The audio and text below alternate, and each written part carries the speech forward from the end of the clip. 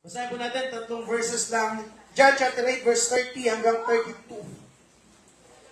Ang sabi po dito, even as he spoke, many put their faith in him being Jesus. To the Jews who had believed him, Jesus said, if you hold to my teaching, you are really, pakisabi nga po, really. You are really my disciples. Verse 32.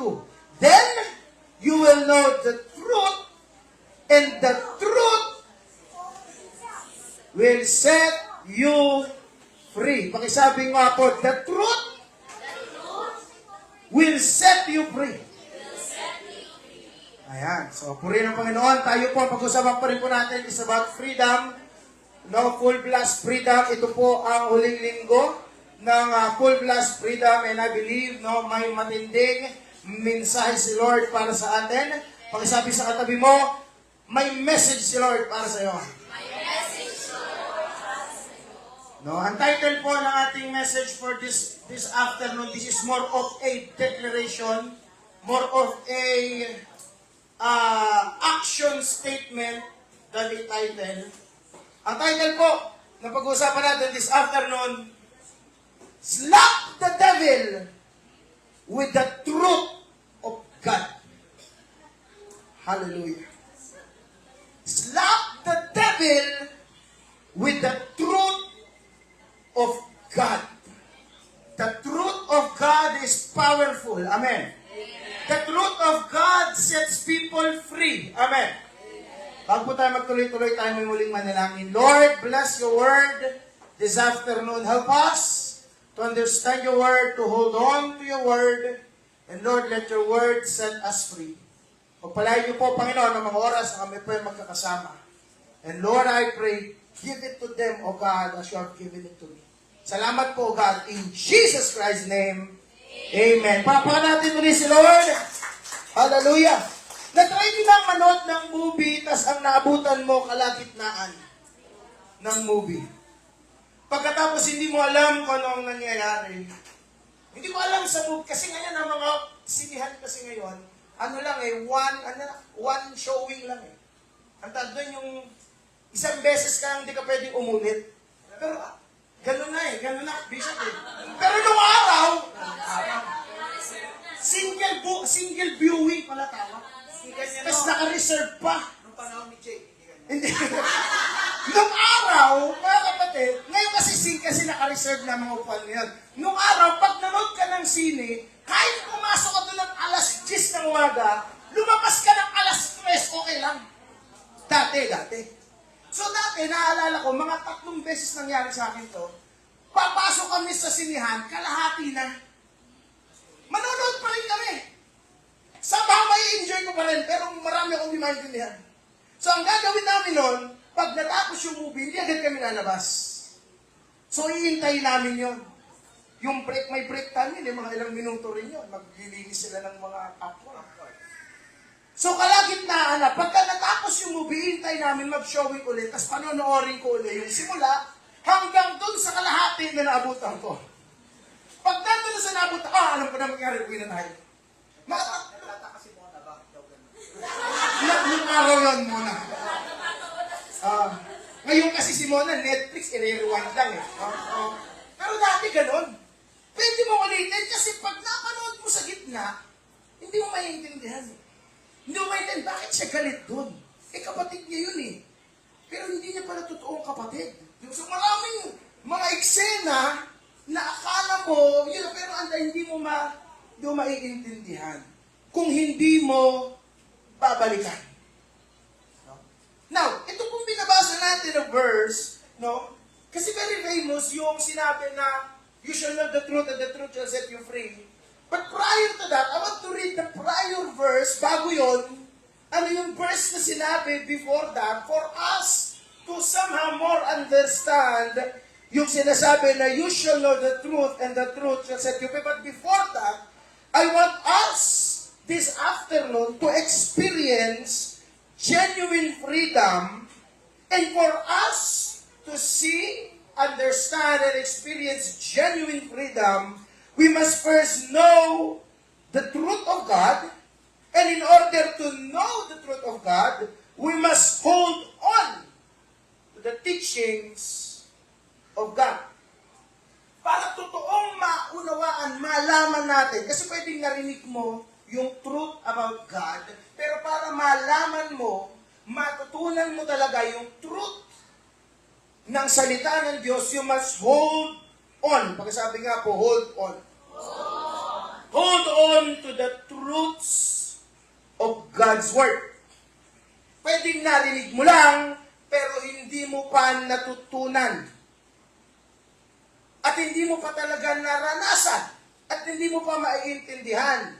Kasi we need to hold on to the truths of God. Kaya sabi niyo sa verse 31, to the Jews who believed, so may mga naniwala, nanampalataya, Jesus said, if you hold to my teachings, you are really my disciples. Kung hahapang-hahawakan mo, yung mga turo ko, sabi ni Jesus, totoo kang disciple. Tingnan mo nga yung katabi mo, totoong disciple ba yan ni Lord? Paano malalaman kung totoong disciple? Kapag nag-hold on, pakisabi nga po, hold on. Nag-hold on sa truth of God's Word. Kasi pwedeng narinig, pwedeng disciple-disciplean lang. Hindi talagang disciple kung hindi mag-hold on. Kasi may mga tao, ang bilis bumitaw. May kilala kayong kanya. Ang bilis mo namang bumitaw. Pero ang totoong disciple ni Lord, hindi bibitaw sa Panginoon. Sabihin mo nga sa katay mo, kapatid, huwag kang bibitaw.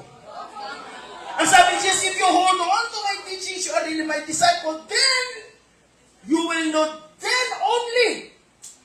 If you hold on to my teachings, sabi ni Jesus, then and only then, you will know the truth. Ibig sabihin, pag hindi ka nag-hold on, hindi mo pa alam. Hindi mo pa talaga alam ang truth. You will only know the truth if you hold on to the teachings of God. Then, you will know the truth, and the truth will set you free. Pakisabi nga po, truth.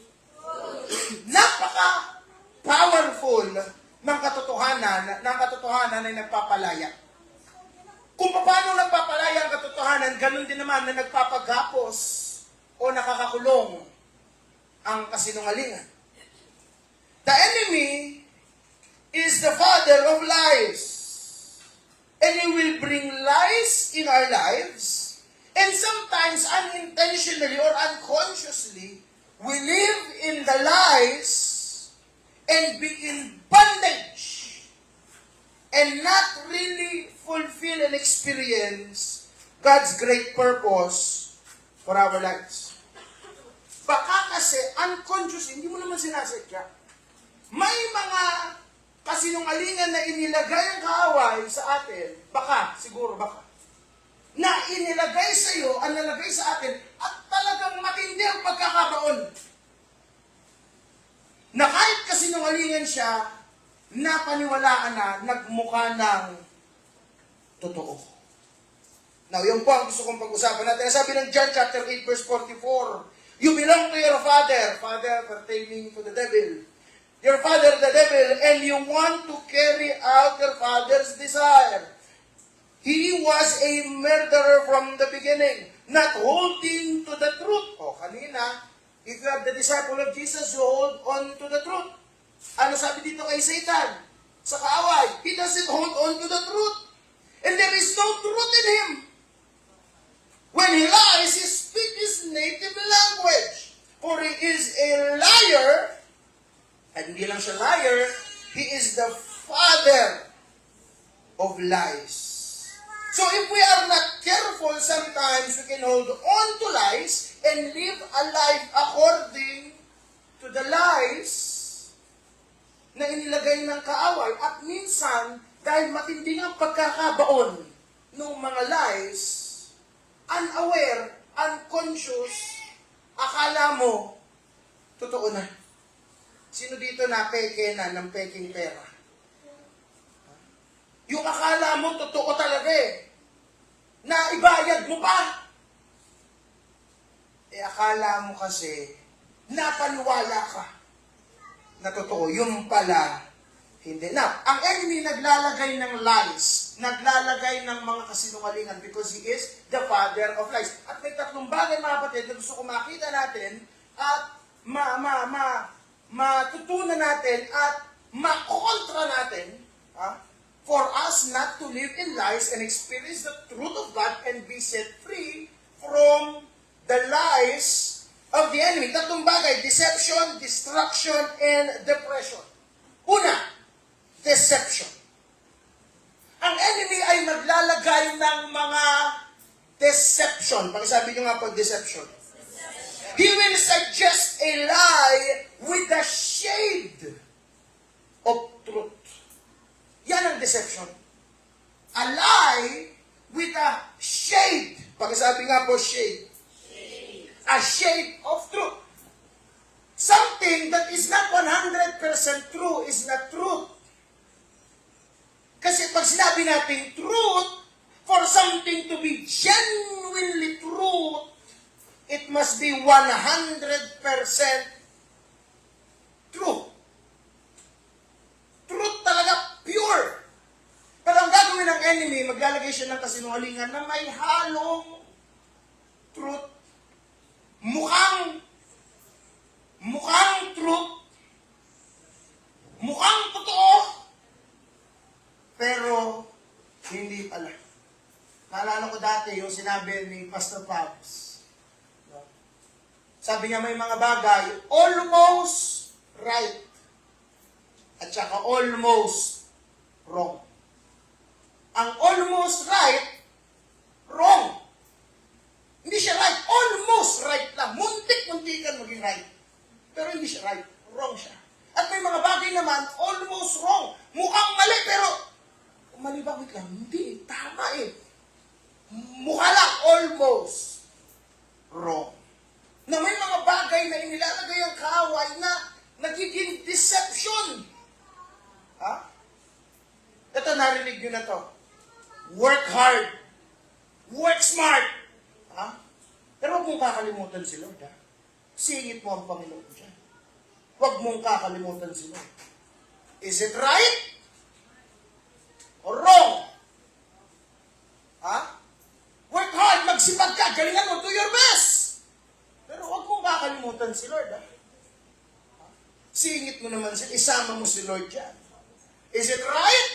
Mukhang right. Pero ano ba ang sabi ng Bible? Sabi ng Matthew 6:73, seek first. So hindi sinabi na, singit mo naman si Lord. Hindi. Ang sabi, unahin mo naman si Lord. Na pag pinakinggan sa una, tama naman. Magtrabaho ng tama. Work hard. That's true. Pero yung isingit si Lord, ay hindi pwedeng isingit si Lord. Kasi ang sabi ng Bible, unahin si Lord. Now, minsan, yun na yung kaisipan, wala na. Kaya si Lord, isiningit. Eh, ang sabi ng Bible, unahin. Hindi na nga inuna, hinuli pa. Bakit? Deception. Diba? Okay naman na maniwala ka kay Lord. Okay naman na magsimba ka. Pero alam mo, ang usaping religion, personal kasi yan. Narinig yun eh. Kailangan kapag ka mga religion, mga religion, personal belief yan kasi personal yan. Sarilinin mo na lang. Pag pinakinggan, mukhang may point, may sarili-sariling paniniwala ang mga tao, but is it right? Or mukhang right? Ha? Manood ka na lang online, mag-notes ka pa. Ha? Pero kung isi-share mo, huwag mo na i-share yan, sa'yo na lang. Galingan mo na lang. Personal mo yan. Mukhang okay naman, pero is it the truth? Ano sabi ng Bible? Mark 16:15. He said to them, go into all the world and preach the gospel to all creation. So hindi tinuturo ng Bible na pagdating kay Lord, sarilinin mo na lang. Walang ganon. ng Bible, share the good news of salvation. Ang sinasabi ng Bible, go into all the nations. Go and make disciples of all nations. Share the Word of God. Yun ang inuutos ng Bible. Pero minsan kasi may mga principle, may mga inilagay ang kaaway na mukhang totoo, pero deception. Ha? Ano ba ang sabi ng Bible? Acts 16:31. Believe in the Lord Jesus. You will be saved. You and your household. Pakisabi nyo nga po, household. Ang gusto ni Lord makakilala, hindi lang ikaw, pero ang iyong buong sambahayan. So, pagdating kay Lord, there's nothing, parang ito, pagdating kay Lord, hindi pwedeng personal ko lang, ako lang, hindi ganun eh. Hindi ganun ang tinuturo ni Lord eh. Ang tinuturo ni Lord sa atin, share His Word, share Him, share His love, share His grace. I-share mo si Lord. At ang sabi ng Bible, you will be saved, at hindi lang ikaw, pero ang iyong sambahayan makakakilala sa Panginoon. Pakisabi nyo nga po, as for me and my house, we will serve the Lord. Ito, narinig nyo na to. Grabe ka naman, binibigay mo naman kay Lord lahat. Magtira ka naman para sa sarili mo. Bigay ko lahat, talagang todo ka naman dyan lahat sa church. Magtira ka para sa sarili mo. Na pag pinakinggan mo ka naman tama, tama naman, magtira sa sarili para hindi ako maubusan, totoo na. Pero yun ba ang sabi ni Lord? Ang sabi ng Bible, ang sabi ng Mark chapter 12 verse 30, love the Lord your God with all. Ang sabi nyo nga po, all. Love the Lord with God with all your heart, with all your soul, with all your mind, with all your soul, puro all. Kasi ang gusto ni Lord, all of us. At ang pangako naman ng Panginoon, ang maganda, kapag binigay mo ang lahat kay Lord, hindi ka naman pamamayaan ng Panginoon. If you surrender to God everything, He will take care of everything.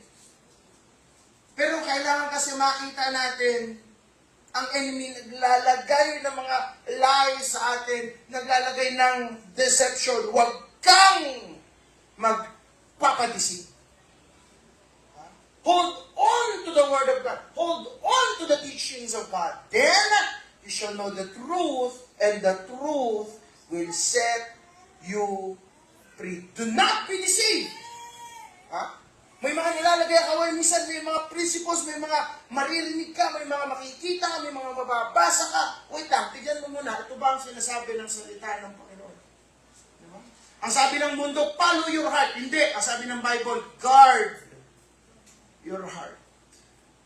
So makikita mo ang kaaway naglalagay ng mga deception, deceiving ideas, deceiving principles. Ano ba sabi ng Bible? Diba? Ano ba ang sabi ng word ni Lord sa atin? Because then you shall know the truth, and the truth shall set you free. Deception.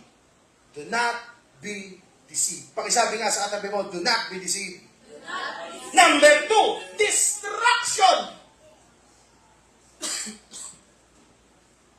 Now, I want us to see this. If you are a follower of Jesus Christ, you accepted Jesus Christ in your life as your personal Lord and Savior, you follow in His way, you follow God's ways, you are intimate with God, you are growing in your relationship with God, the enemy cannot destroy you. You are untouchable from the devil. Amen.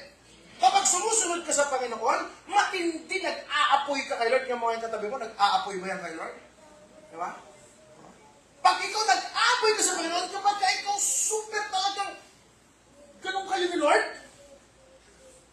untouchable ka sa kaaway. Pwede siyang sumubo, pero gwardyado ka ng Panginoon. Why? Kasi nga you are in God. Now, dahil hindi ka niya ma-destroy, ang gagawin niya, He will distract you. Ang gusto niya, mawala ka sa focus. Kasi hindi ka niya masira eh. Kasi nga, protektado ka ni Lord eh. So, ang gagawin niya, dapat mawala ka sa focus. Ang gagawin ng kaaway, lahat ibibigay niya lahat. Ha? The enemy can use people to distract you. Ha? Mga tao na, so dito may mga ganyang kaibigan. Pagka nadidikit ka, may mga kaibigan kasi pag nadidikit ka, napapalapit ka kay Lord. Diba? May mga ganyan eh. Pero may mga tao naman na pag nadidikit ka, ha? Imbis mapalapit, dapat makikisama ka lang eh. Ang problema, nakisama ka na. Diba? O magkaiba yun. Diba? Now, the enemy can use people in our lives. Remember si David? Si King David? Pag hindi pa siya hari, bababa siya, nakita niya si Goliath. Bago niya harapin si Goliath, biglang may pumunta yung kuya niya, si Eliab. Ang sabi ni Eliab sa kanya, bakit ka nandito? Saan mo iniwan yung mga tupa doon? Diba? Na, wait lang, ang kalaban ba si Eliab? Hindi, ang kalaban si Goliath. Ano si Eliab? Distraction lang. Eh what if nakipag-sparring si David sa kuya niya? Wala nang lalaban kay Goliath. Eh, ang kalaban talaga si Goliath. Na-distract na. Di ba? So, kailangan huwag tayong magpapadistract. Sabi mo sa ate mo, huwag kang magpapadistract. Sabi mo sa kanya, huwag kang mawawala sa focus. Ang Diyos, ang kaaway, gagamit ng mga sitwasyon. Sino dito may kilala ka, nag-aapoy kay Lord, nagkaroon ng problema,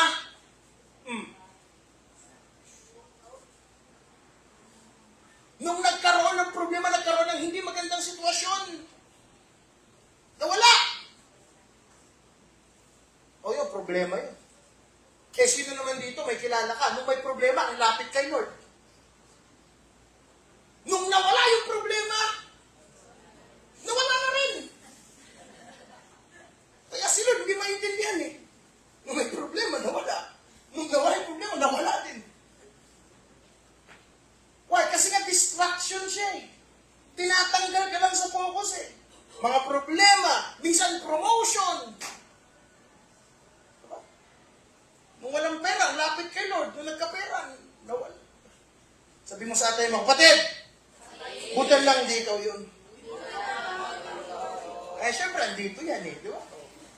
So, hindi nawala sa focus. Na may mga bagay ka nung minsan eh. Nawawala sa focus. Diba? The enemy can use even the concept of freedom for you to be out of focus. False freedom. Sabi nga po, false freedom. False freedom. Minsan may mga ang gagawin pa ng enemy, ipaparaan na sa iyo yung mukhang freedom. Mukhang kalayaan. And then because of this, malalayo sa Panginoon. Magagawa mo. Kasi, freedom is not being able to do what you want to do, when you want to do, how you want to do it, when you want to do it, and with whom you want to do it with. That's not freedom. That will destroy you. Minsan akala natin ang freedom pag nagagawa ko yung gusto kong gawin, kung kailan ko gustong gawin, kung paano ko gustong gawin, at kung sino mga gusto kong gawin yun. Akala ng tao, that's real, genuine freedom. No! Masisira buhay mo pag ganun. Kaya mayroong limitations eh. Diba? Genuine real freedom is being under the authority and the covering of God. Amen? Kapag ikaw under ka sa authority ni Lord, under ka sa covering ni Lord, yun ang totoong kalayaan. Diba? Hindi yung kahit, in fact, nag-google ako. Bira akong gawin yan. Nag-google ako. Nalaman ko, doon pala sa may Satanic Bible. Hindi ko binasa. Nakita ko lang may inserts na. Sa Satanic Bible, meron pala doon nakalagay na command, do as you please. Isa sa matitinding bitaw ng Satanic Bible, do as you please. Isa sa matitindi nilang commandment, do as you please. Gawin mo kung anong gusto mo. Mukhang freedom. Diba? Magagawa kung anong gusto ko. Pero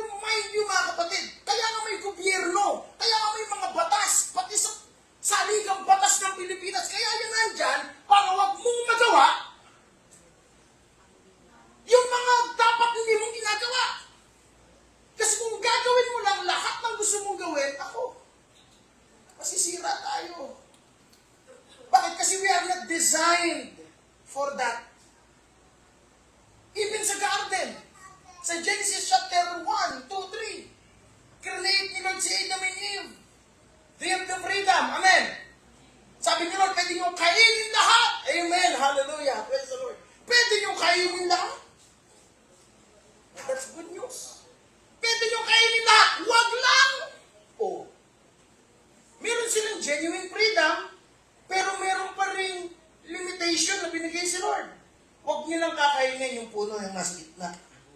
Yung bunga kahoy, yung kakainin mo. Yung tree, yung bunga ng tree of the knowledge of good and evil, huwag yung kakainin. Pero lahat pwede na. Eh, ang problema, kung ano pa yung bawal, yung pa yung pinag-interesan. Ang dami-dami naman pwedeng iba. Pero yung pa yung ipinili. Diba? Na-distract kasi. Mukhang freedom, pero hindi naman talaga. Out of control. That's not freedom. Freedom is being under the authority and the covering of God. Ito nga nasabi ko sa Christ na Commonwealth noong nakaraan. Diba? Parang saranggola. Hindi pwede na saranggola, walang tali. Diba? Pag ang saranggola lumilipad, pag pinutol mo yung tali, ano mangyari? Yung saranggola lilipad na mataas, pupunta outer space? Hindi! Pabagsak na yun. Embang na yun. Diba? Bakit? Kasi wala nang nagkocontrol eh. Hindi yun yung pag pinutol, yung saranggola, oh, I'm free. Hindi ganun yun. Pag pinutol mo yung tali, embang yun. Babagsak yun kasi wala nang nagkocontrol sa kanya. Ganun din sa tao. Kapag walang nagkocontrol sa'yo, ikaw lang, naku, embang yan. Hayaan mong kontrolin ka ng Panginoon. Be under the authority and the covering of God. Amen? No? The enemy will use everything to distract you from your purpose. Huwag kang magpa-distract. Focus on your purpose. Focus on what God wants you to do. Ganyan din ba sa pag-ibig? Ganyan din sa pag-ibig. Huwag kang magpapa-embang. Ha? Diba? Naalala ko yung example ni Pastora Jessica nung nag-preach siya Ortigas. Para rin pagbabike yan eh. Pag nagbabike, kailangan may focus. Tama? Pag nawala ka sa focus yan, nagbabike, tapos biglang may dumaan na pusa, di ba nawala ka ngayon sa focus? Okay, may dumaan pogi, nawala ka sa focus. Nako, ano mangyayari? Semplang. O, kanina, embang. Ngayon, semplang. Kita mo, pag nawawala talaga sa focus, babagsak. Babagsak yan. Hindi pwedeng wala sa focus, tapos nagtagumpay. Walang ganun. Pag walang focus, sali-saliwa, walang mangyayari. Kailangan, huwag kang magpapa-distract. Ha? Huwag kang mawawala sa focus. Sabi mo sa ating mga kapatid, focus lang. Ha? Focus lang. Number 1! Bring on to it. Ay, hindi po ito yung birthday. Si Rose Ambo po. Ando po yung asawa ko. Nalito lang. Ayan. Ano ba tayo? Number 1! Ano ba number 1? Deception. Huwag kang magpapalinlang. Pangalawa, huwag kang magpapadistract. Ha? Gagawin ng kaaway lahat, mga kapatid, para guluhin ka. Huwag gagawin ng kaaway lahat para mawala ka sa focus. Diba? May mga kilala ko, active kay Lord, nagka-love life, nawala. Maintindihan. Dapat ang relationship, basta papalapit ka kay Lord dyan. Diba? Anyways, February na yun, pag-usapan natin. Pero what I'm saying is, huwag kang magpapadistract. Keep your focus. Number 3! At dito ko po gusto magtapos. Depression. Gagamitin ng kaway ang depression for us to be enslaved. Now, speaking of this, yes, we have limitations. That's true. Yes, we are not great at everything. That's true. There are things we may not be good at. That's true. No? And there are things we cannot do. That's true. No? Pero ang gagawin kasi ng enemy, imamagnify yan. Yung mga limitations natin, imamagnify. No? Dahil hindi mo kaya yan. Baka sila kaya nila, pero ikaw hindi mo kaya. Hanggang dyan ka lang. Ganyan ka na talaga. Eh kapag kayo dinibdib mo, depressed talaga. talagang hindi ko talaga kaya. Talagang ganito lang talaga ako. Talagang yan lang talaga ako. Kapag ka lalo ngayon, alam niyo mga kapatid, usong anong pa ngayon yan, yung depression yan, mga mental health, na hindi natin minamalit because that is really a condition. Baka may karga lang, i-deliverance natin. Pero what I'm saying is, ginagamit ng enemy para mawala ang mga tao sa kanya. Ay, mawala ang mga tao sa Panginoon. Di ba? We are created in the image of God. And we can be who God calls us to be. Because we are created in His image. We can do what God wants us to do. Yes, you cannot do it by yourself, but with God, nothing is impossible. Ang sabi ng Bible sa Philippians 4:13, I can do all things. I may not be good at all things, pero I can do all things. Nakita ka na ng ganyan. Hindi naman talaga marunong kumante. Pero talagang may heart, Lord, tulungan mo ko. Ano naman? Hindi naman, mahihiyain naman talaga. Mahihiya, natatakot kumausap na ibang tao, pero pag in-anoint ni Lord, bilis Lord, lakas mag-invite. Because you can do all things through Him who gives you strength. And ito maganda, Daniel chapter 11, verse 32. Look at this. Those who do wickedly against the covenant, He shall corrupt with flattery. Look at this. But the people who know their God shall be strong. Pagkasabi nga po strong. Sa pa, mas malakas yung strong. Strong. Strong. Those who know their God shall be strong and carry out great exploits.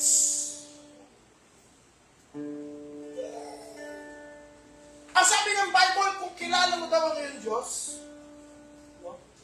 yes, marami kayong limitation, marami tayong hindi kayang gawin. Yes, we are limited, blah, blah, blah. That's true. All of those are true. But, if you know your God, you will be strong. And you will do great exploits. Tinignan ko po yung exploits na yan. Nilagay ko sa Google Translate. Ang ibig sabihin ng exploits na yan. Nakita ko, ang ibig sabihin ng exploit, pag tinagalog mo yan, maningning na tagumpay. Sino dito gusto mo ng maningning na tagumpay? If you know your God, meron kang maningning na tagumpay. Tagumpay, pag sabi natin maningning na tagumpay na obvious. Tagumpay nakita ng lahat. Tagumpay na hindi pwedeng itago. Yan yung tagumpay na gusto ibigay sa inyo ng Panginoon. Bakit Pastor? Grabe naman, ano yan, inaalantag ko sa Facebook lahat ng tagumpay. Kahit pag mong ilagay, halata. Kapag ang tao pinagpala ng Lord, halata.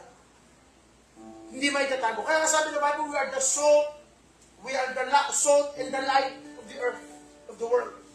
Diba? Kapag tayo bring us the Lord, great exploit, maningning na tagumpay. Diba? Yes, we are limited, but we serve a God that is unlimited. We may be weak, but your spirit is strong in me. My flesh may fail. My God, you never will. Give me faith to trust what you say. Ako kanta yun. Bigyan mo ko lang yung pananampalataya to trust what you say. In all my limitations, in all the things that I cannot do, Lord, fill it. Ano yung akala ko dati? Tapos na talaga, promise. Akala ko dati,